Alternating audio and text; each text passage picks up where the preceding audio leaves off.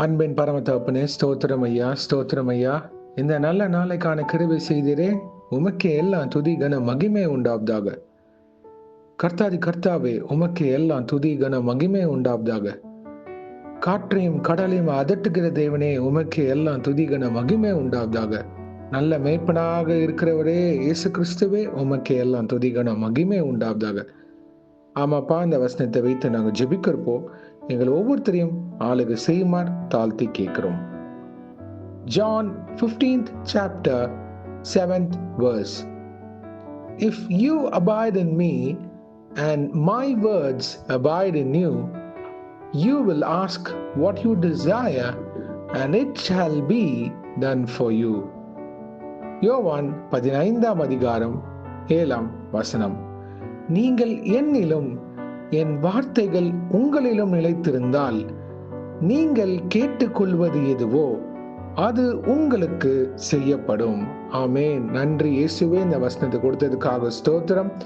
இது கேட்டுக்கொண்டிருக்கிற அனைவரையும் நீங்க ஆளுகை செய்து வழிநடத்தி தருமாறு தாழ்த்தி கேட்கிறோம் பரம தகப்பனே. ஐயா, மனம் இறங்குங்க இயேசுவே. எங்களோட ஜெபம் எப்பொழுதும் உமக்கு பிரியமுள்ள பாத்திரவன்களாக நாங்கள் இருக்க வேண்டும். அதே சமயம் தேவ சித்தம், தேவ திட்டம் உடைய வார்த்தைக்கு ஏற்றாற் போல இருக்க கிருபை செய்வீராக.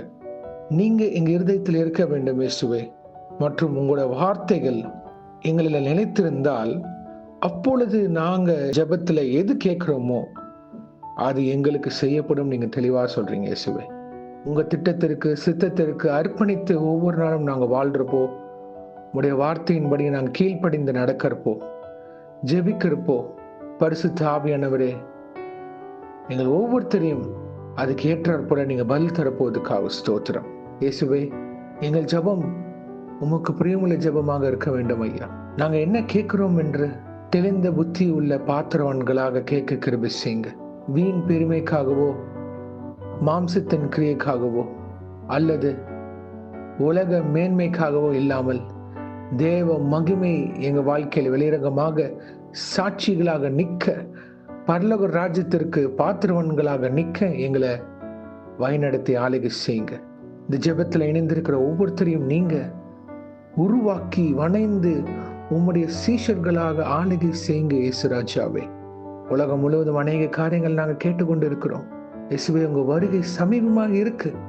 நாங்க அதற்கு நிலைநிற்க கிருபை செய்யுங்க. ஏதுவாக இருந்தாலும் இயேசுக்காக சாட்சிகளாக நிற்கிற பாத்திரவன்களாக எங்களை வழிநடத்துங்க. இந்த உலகத்துல உங்களுக்கு போராட்டம் உண்டு, திடன் கொள்ளுங்கள், இந்த உலகத்தை ஜெயித்தே நீங்க சொல்றீங்க இயேசுவே.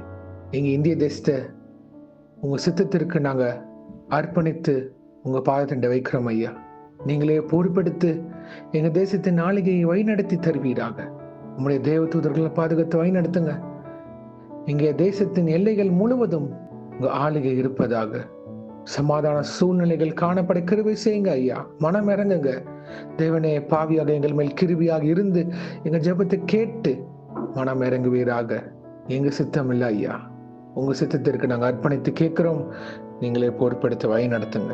எங்களோட வாழ்க்கையில என்னென்ன காரியங்கள் நாங்கள் எதிர்பார்த்து கொண்டு இருக்கிறோமோ அது எல்லாமே உங்களுடைய வார்த்தையின் முடி நாங்கள் கீழ்ப்படிந்து நடக்கிறப்போ ஏற்ற வேலையில உங்க சித்தத்திற்கு ஏற்றாற்போல நீங்க எங்களுக்கு எல்லாம் செய்து தருவீங்க இயேசுவே.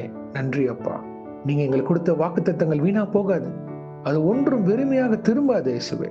அது நிறைவேறும். அதற்காக காத்திருக்கிற பாத்திரவன்களாக எங்களை உறுதியாக நிற்க மனைந்து ஆளுகை செய்யுங்க. நீடிய பொறுமையினால் நிரம்பி நிற்க கிருபை செய்யுங்க இயேசுவே.